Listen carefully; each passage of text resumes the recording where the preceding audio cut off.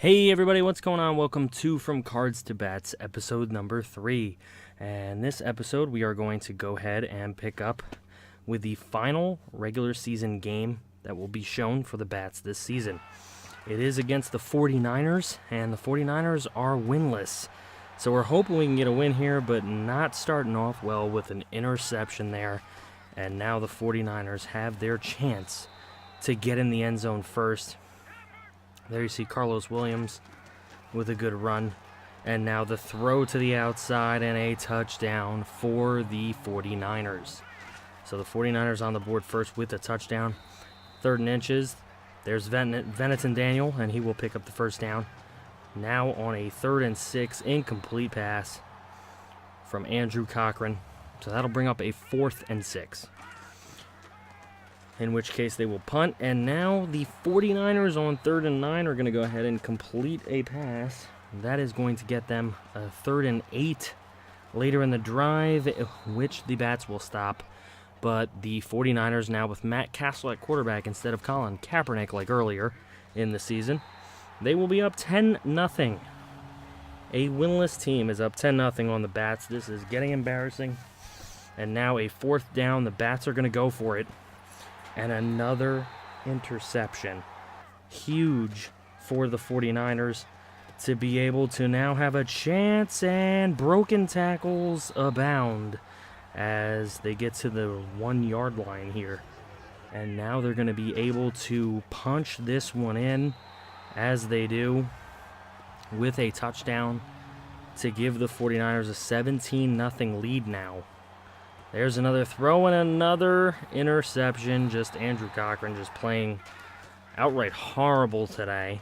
Here is Andrew Cochran downfield, and a nice catch by Casey Bond, who will get inside the 10 and set up a 1st and goal here. But it is a 27-0 game, and another interception. Just interceptions all over the field today by Andrew Cochran.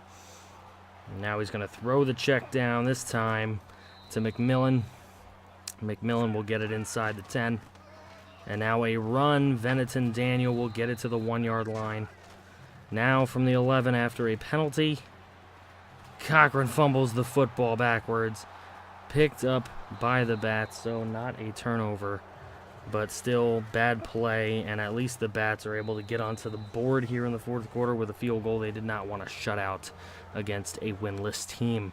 Now an onside kick, and it is recovered by the Bats, it seems. And now the Bats are going to go ahead and try and take advantage here, see if they can put up some more points. Just battling for respect right now, which of course there is none for them, losing to a winless team. But Venneton Daniel with a very nice run there.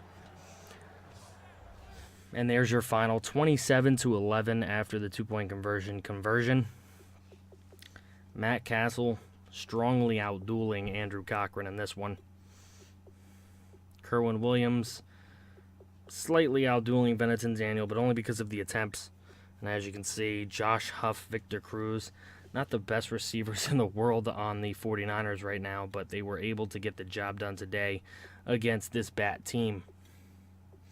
Hopefully, with the offseason coming up, the Bats are able to get a team put together that it will be ready to compete next season. We will see. Only time will tell if that will actually happen.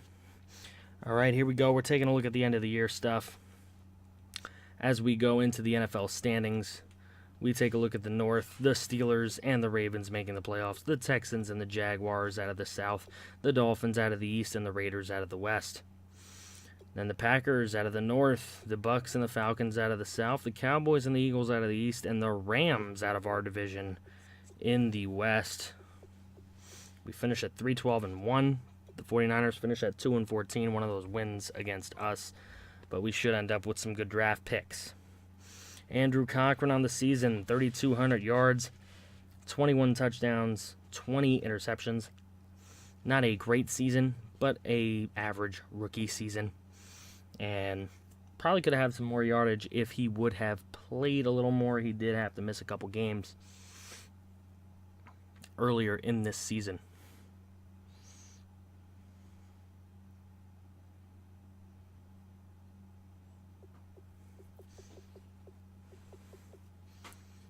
Blevins had to play a little bit. He had 3 touchdowns, 3 interceptions with 203 yards on 56% completion. Cochran, 58% completion. So we're going to be looking for a little bit more from him in year number 2. Hopefully at 6'5", 233 pounds, he can use that big stature and help us out. Venison Daniel had to miss a few games, but 723 yards, 3 touchdowns is pretty good for the 11 games that he did play. He missed 5 games. Trent took over in those 5 games, 359 yards, 4 touchdowns. So not too bad for him either. Venison Daniel had a very good average, so we look for him to continue that. Then Sean Chester in his rookie season, 716 yards, 6 touchdowns. Terry, 704 with 5. Bond, 688 with, or 608, 688 with 7. So the 3 main receivers did a pretty nice job. McMillan, 494 yards, 4 touchdowns. So a very even spread on the ball here. Even with 4th receiver Shazor, he had 408 yards, 2 touchdowns. So a good even spread. Moving on to the offensive line. A lot of sacks given up on the season, but not as horrible as we could have thought. However, here on defense, 6 sacks leads the team by Clemens, 5.5 by Carson, 4.5 by Grigsby, 3.5 by Skrine, 2 by Krause, and Fabini. So we'll be looking for more from the defensive group, of course, next season, hoping that they can do a little bit more and just get a little better each year.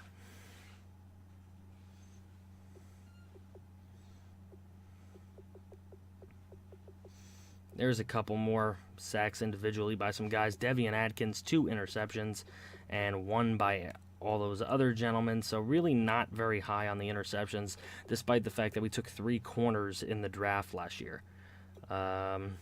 Pretty average punting and kicking numbers by the special teams unit. Nothing too special. Nothing really on the punting front. We're taking a look at Pro Bowlers to see if we actually did have any. You can look over there on the NFC side, see if you see any of our guys. I don't think any of our guys was able to make it.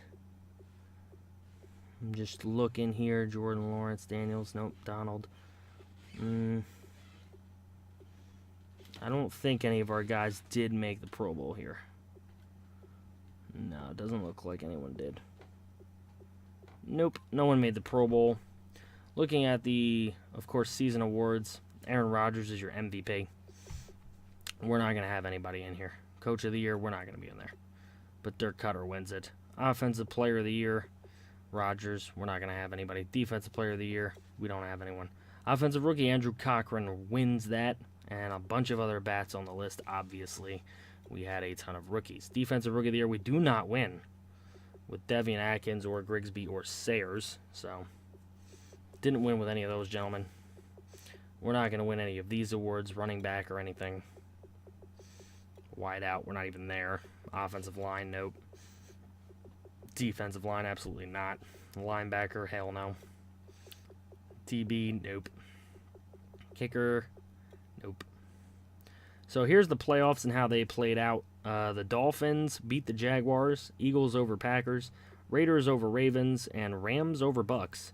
So then the next round, the Cowboys over Rams, Texans over Dolphins, Falcons over Eagles, and Steelers over Raiders.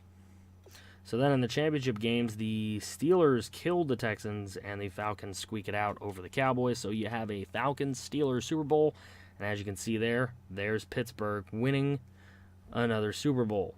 Now we're going to go ahead and re-sign some of these guys to some really cheap contracts, as you can see from what I'm signing them to. A lot of 7 years, no bonus, extremely cheap money. And these guys are just going to go ahead and eat it up. So we are going to go ahead and take those contracts if they're willing to take 1.2, anywhere between $550,000 to $1.4 million a season to play for 7 years. If any of these guys actually were to develop, it'd be great, but I doubt anybody will. We'll probably use them as some trade bait. We could definitely use them as trade bait for some more picks before the draft. Sean Chester had a decent year with us, so I definitely want to keep him in. So we're going to keep those guys around. Chiller, we can always use O-line depth, so if we can get that, we're going to go ahead and bring him in. Katani, we'll bring him in. Dylan Price, some D-line depth. a lot of these 68s will either go on the practice squad next season or probably be traded away in a package with other 68s for like a 6th or 7th round draft pick if there's somebody we want to pick up in the 6th or 7th round. All right, so looking at free agents, we're not really going to do free agents because there aren't going to be any non-NFL stars in there. So we only want to sign NFL stars, but we'll take a look at who the names are here in free agency. And then next episode, I'll give you a little recap on free agency, and we'll go through the draft. That is really what you guys want to see. I'll end here with some trades that were made to get extra number 1s. And thanks, guys. Go ahead and like, share, comment, subscribe if you're new. Plenty more of these coming out.